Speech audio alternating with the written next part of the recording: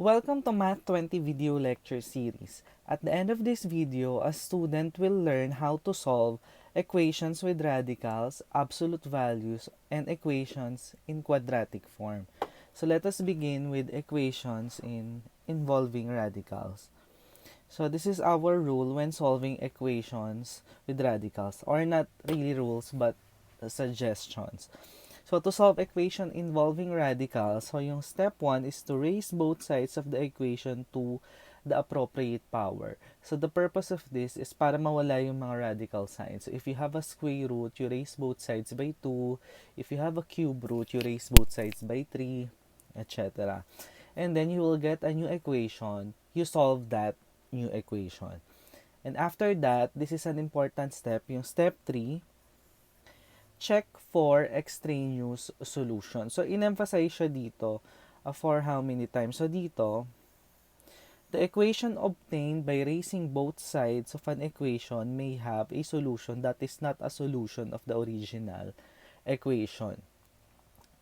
And, dito pa, in-emphasize niya pa, in solving equations, we check for extraneous solutions whenever we raise both sides of an equation to a power. This is because if you have an equation, say equal to b, where a and b are expressions, and if you raise both sides of that equations to a natural number n, ang nangyayari, the solution set possibly madagdagan ng laman.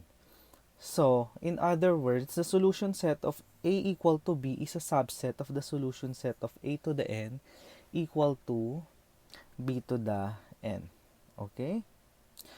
So, gawa tayo na example. So, let us solve this example. So, sabi, we raise both sides to 2.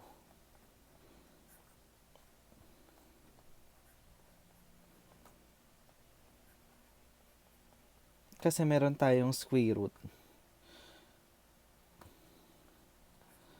So, equal to 2, and then you raise both sides to 2. And then what happens? We get x plus square root of x minus 2 equal to 4. Tapos, ang ginagawa ko dito, ina-isolate ko yung may radical sign. Tapos, tsaka ako mag-erase ulit. Para mawala yung mga radical sign.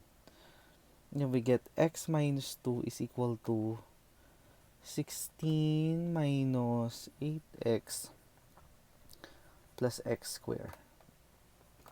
Okay, so lagay na lang natin sa right lahat.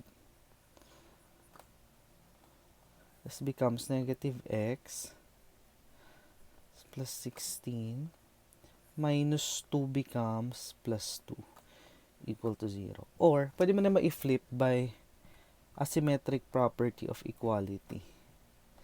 Minus 9x plus, anong lalabas dito? So, 9 minus 9x plus 18 equal to 0. This is a quadratic equation, so solve natin siya. I think it's x minus 3, x minus 6. Is that right? Positive 18, negative 9, x squared. So that is correct. And then, equate each factor to 0.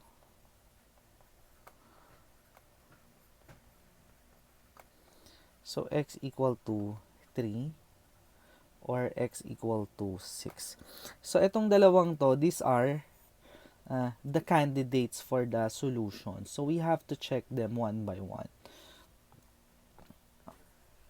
Baka may extraneous. So, if x is equal to 3, okay, so plug in natin. Masatisfy niya kaya. Is the square root of 3 plus square root of 3 minus 2 equal to 2?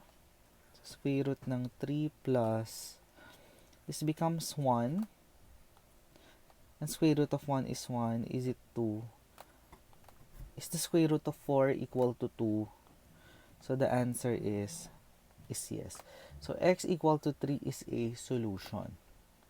Let's check x equal to 6.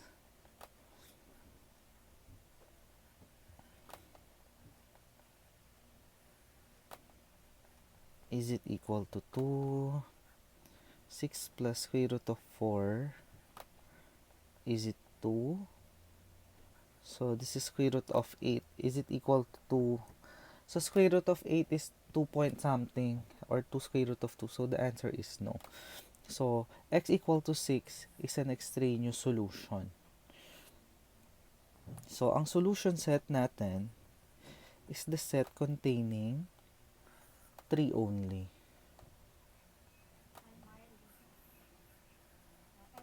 Okay? Let's try the second example. So let us solve for x in this equation. So ganun pa rin. Let us raise both sides to 2. So 2x plus 5 plus square root of x minus 1 raised to 2 equal to 4 raised to 2.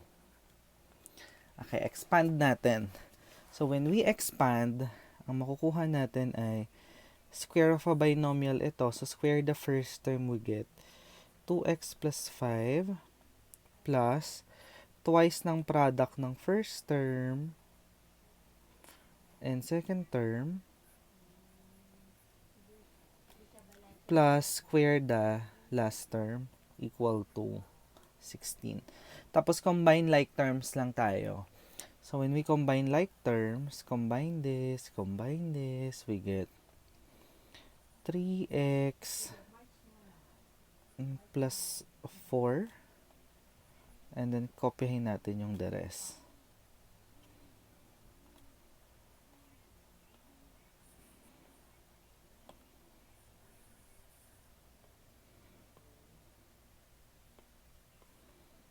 Ayan. Equal to 16. Tapos iiwanan ko lang ulit yung may radical sa isang side. So ito, ililipat ko sa kabila. So 2, meron tayong 2x plus 5, x minus 1 equal to 16. You get 16, yung plus 4, it becomes negative 4, so magiging 12 na lang siya. Tapos minus 3x. Okay?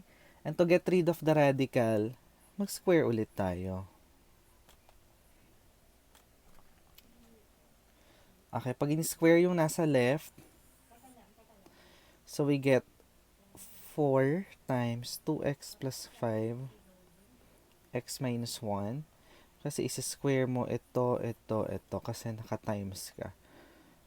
And then yung nasa right-hand side, when you square that, makukuha natin 144 minus 72x plus 9x square. Square of a binomial. So, multiply ito 36 times 2, 72. Okay. Tapos, expand natin ito. Ano bang lalabas dyan? So, 4 times FOIL method, 2x square. So, this is 2x square. 5x minus 2x is 3x minus 5 equal to, sulat ko na to ng pabaliktad ha, ng 9x square minus 72x plus 144. Distribute natin ito. So, makukuha natin is 8x square plus 12x minus 20.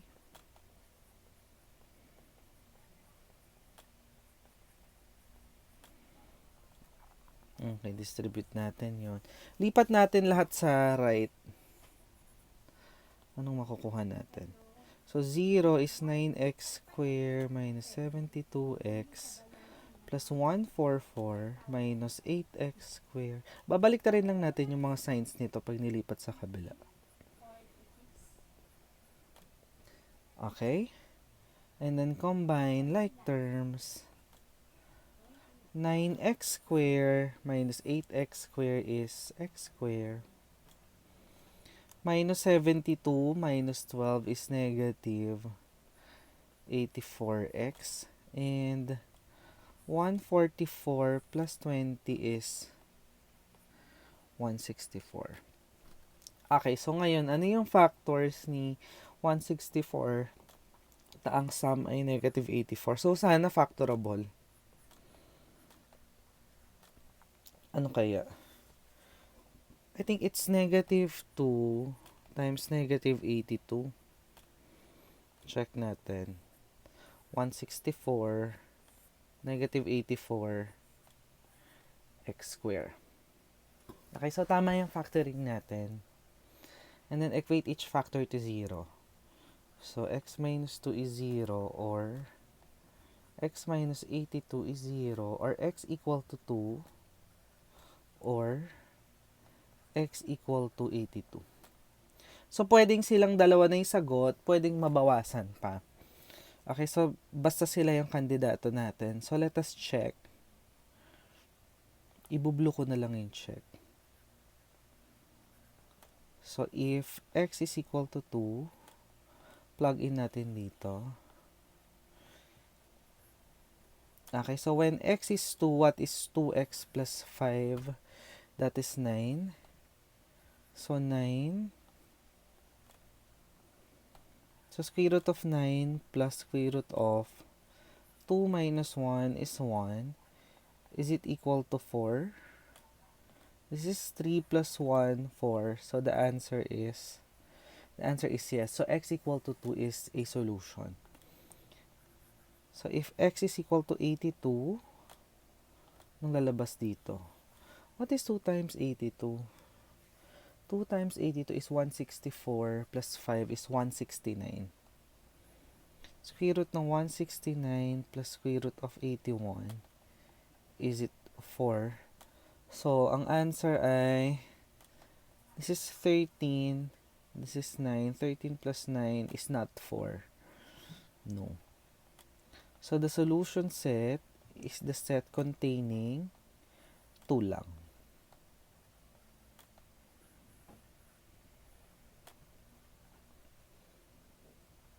Okay, clear ba yan? So, punta tayo dun sa next naman. Equations in quadratic form. Parang nagsosolve ka lang din ng quadratic equation dito. So, an equation in quadratic form can be written in the form a omega square plus b omega plus c equal to 0, where a, b, c are real numbers and a are not 0. So, kaya siya tinatawag na quadratic form kasi mukha siyang quadratic equation. So, example, this is an equation in quadratic form. Why? Because if you let omega, hindi naman kailangan omega ang laging gamitin na letter ha. Pwedeng y, pwedeng z, pwedeng ibang variable. So, if you let omega equal to x plus 1 over x, then meron kang 2 omega plus omega minus 10 equal to 0. So, mukha siyang quadratic equation. So, iyan ay quadratic form. So, ganyan yung pagsasolve natin. So, solve nyo muna yung omega. Pagka-solve ng omega, pa-plug in nyo yung sa original variable. Okay? Ito yung example kanina. So, let us solve for x in here. So, solution. Lipat natin lahat sa kaliwa. So, we get twice ni x plus 1 over x square plus x plus 1 over x minus 10. And, para lang mapansin ninyo kung quadratic form ba, tignan nyo kung may mga umuulit na expressions. For example, this one, umuulit ito, tsaka ito. So, to simplify things, you let that to be omega. Okay. So, meron na tayong 2 omega square plus omega minus 10 equal to 0. And then, factorable ba ito?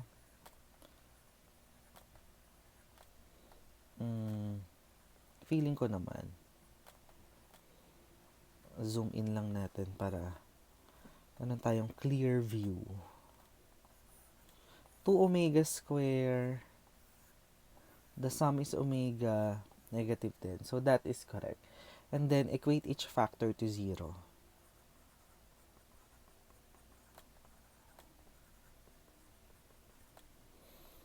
Tapos kukumpute nyo lang yung bawat omega.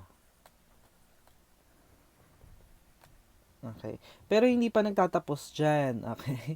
So, omega pa lang ino-solve natin. We want to solve for x. So, ibabalik nyo ito doon. Okay. So, ano mangyayari? So, if omega is negative 5 over 2, isa-isahin natin. So, ito tsaka ito.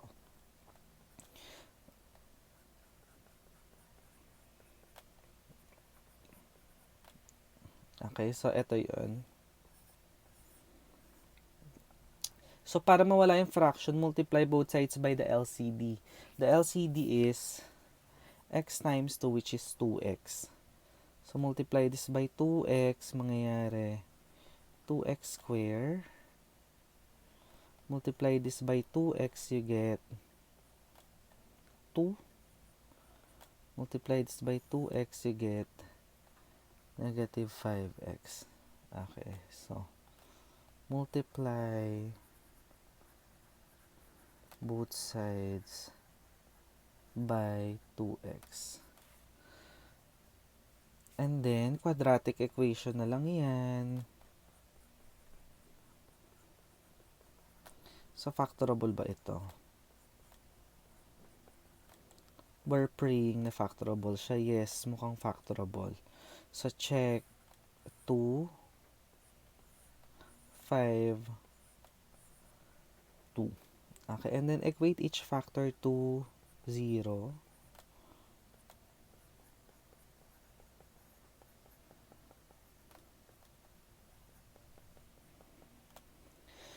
So, ito yung two answers, negative 1/2 and negative 2. Hindi naman magzi-zero yung denominator. So, in this case, yun lang iiwasan kasi may x ka sa ilalim. Kailangan pag pinlog in mo dito, hindi siya magzi-zero. Okay, hindi naman siya magzi-zero doon. Okay, so meron na tayong dalawa. So, yung next naman, if omega is 2,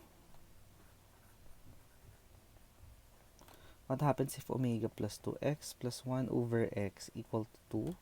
So, multiply both sides by x lang. So, x squared plus 1 equal to 2x. So, x squared minus 2x plus 1 equal to 0. And this is factorable. So, x minus 1 squared is 0. So, x equal to 1. So, ang solution set natin is the set containing negative 1/2, negative 2, and 1.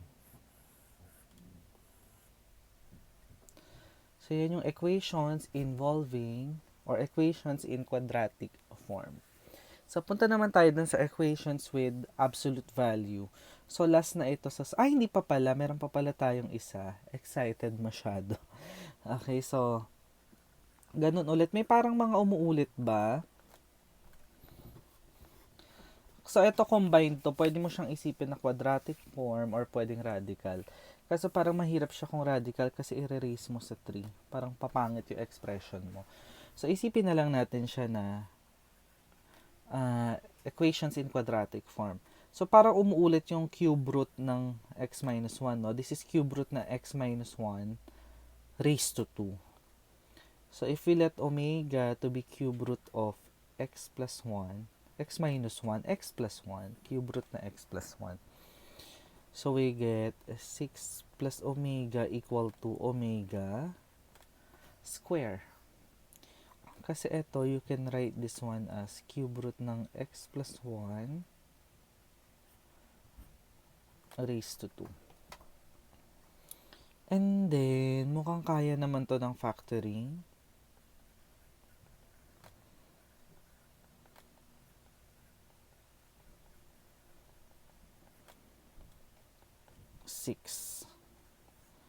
Negative omega square. And then, equate each factor to 3.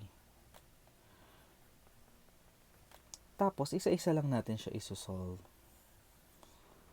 Babalik natin yung original variable.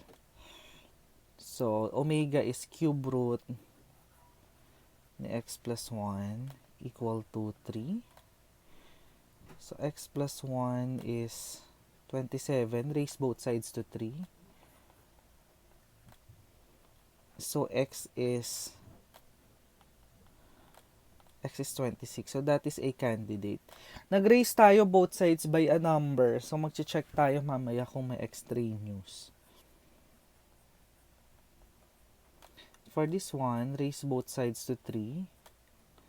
You get x plus 1 equal to negative 8 or x equal to negative 9. Okay, so yun yung dalawang kandidato natin. Okay, so check natin. So if x is 26, anong makukuha natin? So is 6 plus the cube root of 27 equal to 27 raised to 2/3.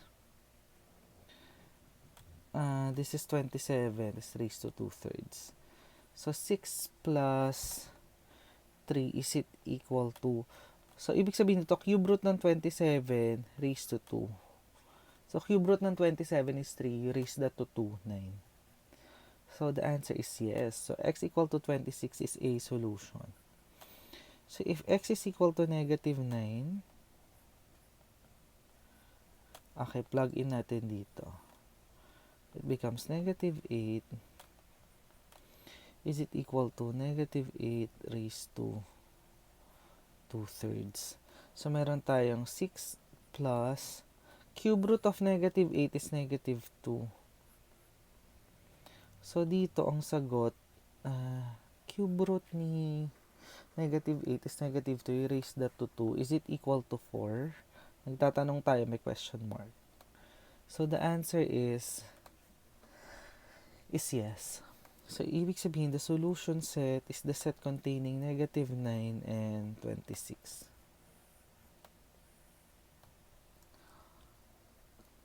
Okay ba yan? So last na, equations involving absolute value. Okay, so ito yung gagamitin natin, and then may dalawa pa akong rules na ibibigay later na useful din. So, if you have an expression and a is a real number, tapos meron kang absolute value ng expression equal to a real number.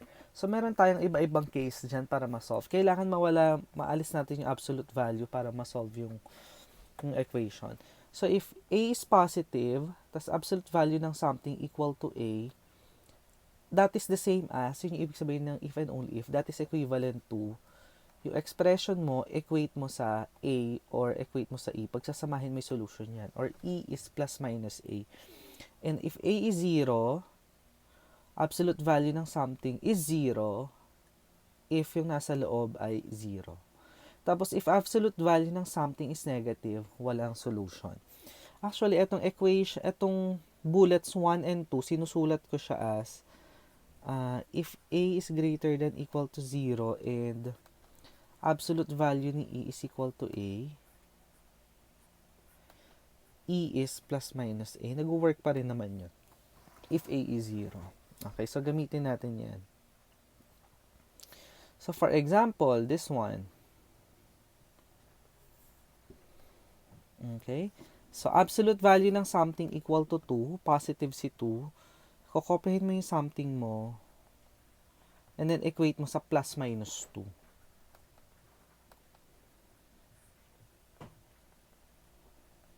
Nag-work lang yun kapag positive yun nandito ha, pero kapag negative yun nandyan, absolute value ng something is negative, no solution ang sagot.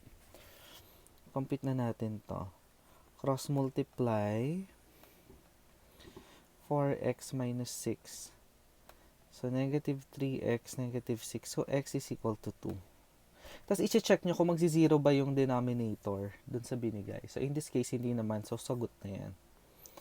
And then next, x is equal to negative 4x plus 6. So, 5x equal to 6. So, x is 6 over 5. May magsi-0 ba ang denominator pag pinlog in to? No. So, ibig sabihin, these two are already the solutions to this. Ang init.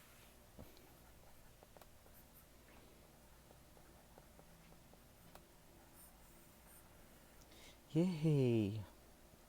Okay, so malapit na itong matapos. So, ito yung next rule na important. Property ito na absolute value. So, sinasabi nito, if you have the absolute value of a number, you raise that to 2. Pwede mong alisin na lang yung absolute value. Pwede yung square na lang. So, ginagamit natin yan sa pagsosolve ng mga equations of this form. Absolute value ng some expression equal to another expression. So, yung pwede mong gawin, you have two options for that. Yung solution 1 is to raise both sides to 2. Pag na-raise mo both sides to 2, yung etong si E mawawala yung absolute value niya, kaya magiging ganito siya.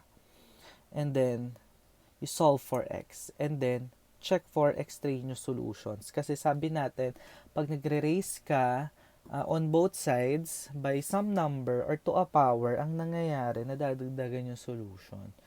Or, kung gusto nyo, gagawin natin yung dalawang solution ha. So, pwede mo rin namang gawin, equate E equal to plus minus F. And then you solve for X. And of course, check for extraneous solution. So, gawin muna natin ito before proceeding doon sa next.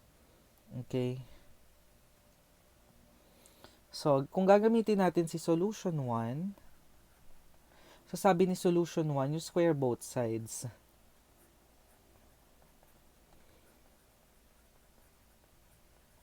And then, pag na-square ka ng may absolute value, nawawala yung absolute value. So, ordinary yung square na lang siya. So, you get x squared plus 2x plus 1 equal to 4x squared plus 20x plus 25. Lipat natin sa kanan lahat. 4x squared minus x squared is 3x squared. Oops, meron itong x.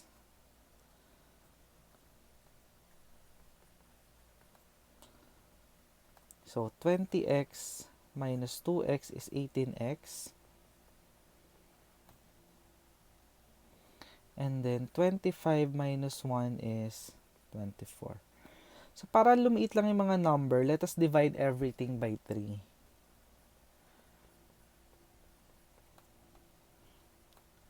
So, sana factorable. I think it's factorable. So, x is negative 2 or x equal to negative 4. So, yun yung candidates natin. Of course, we have to check. Always check. So, itong nasa left, if x is negative 2, is negative 2 plus 1 equal to 2 times negative 2 plus 5. So, the answer is yes. So, ibig sabihin, negative 2 is a solution. So, next, if x is negative 4,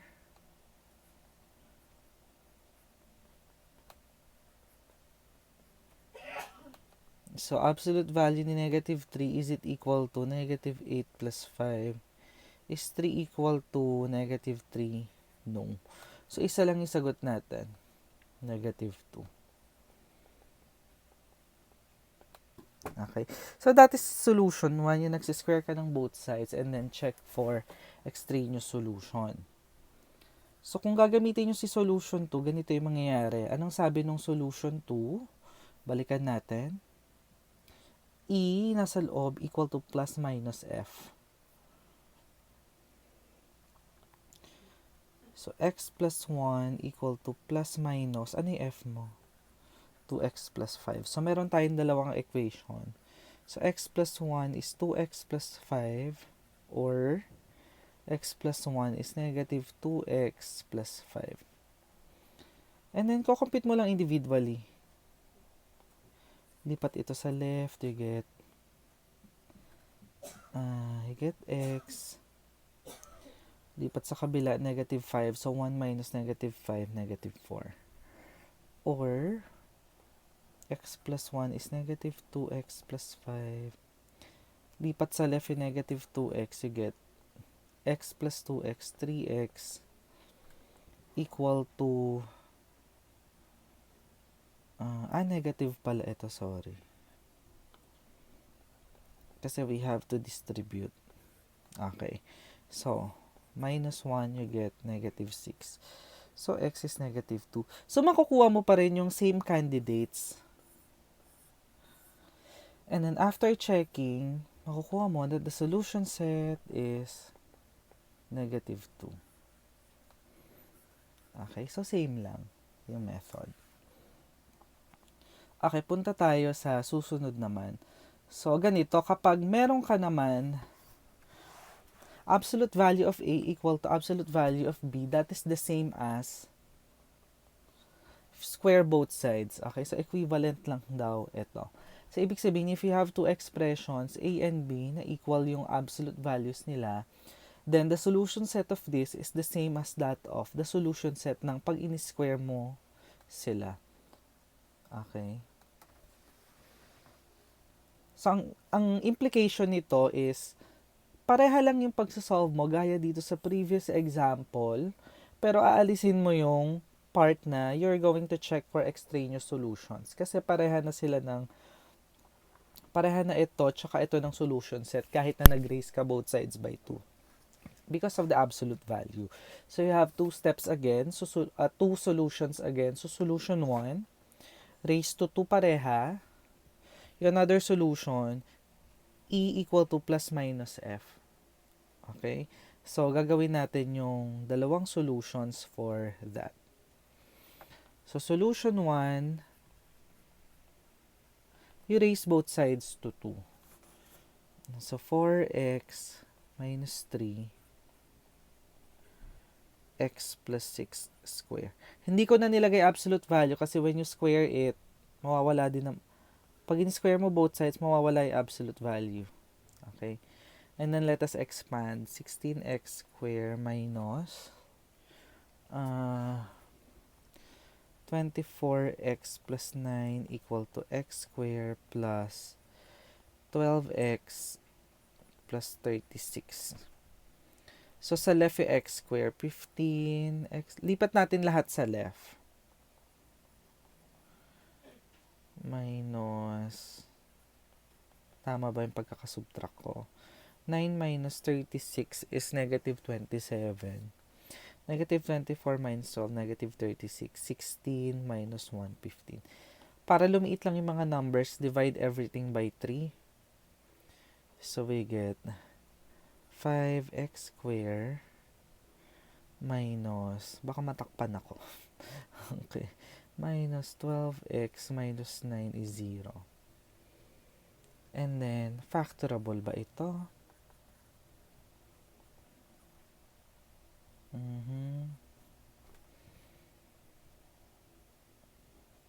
Parang 3, negative, positive.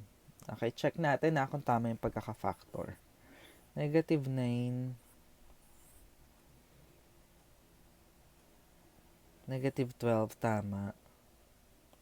5x squared. And then, equate each factor to 0.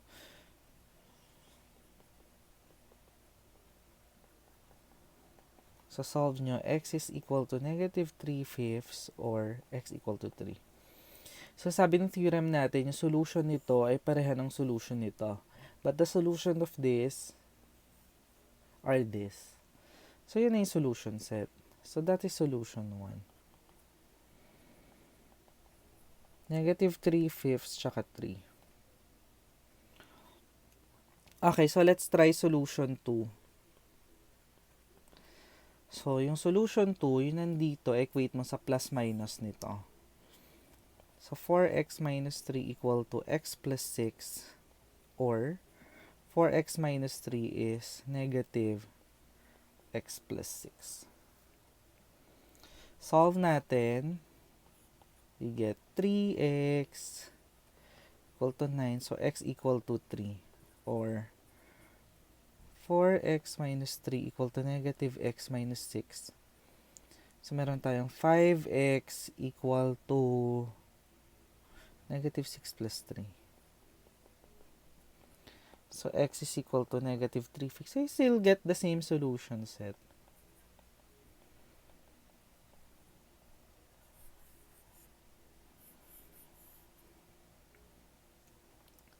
Yes. And that ends our video lecture. So sinolve natin ang equations involving radicals, equation in quadratic forms, and absolute value. So kita-kits ulit tayo sa susunod na mga video lectures. Goodbye!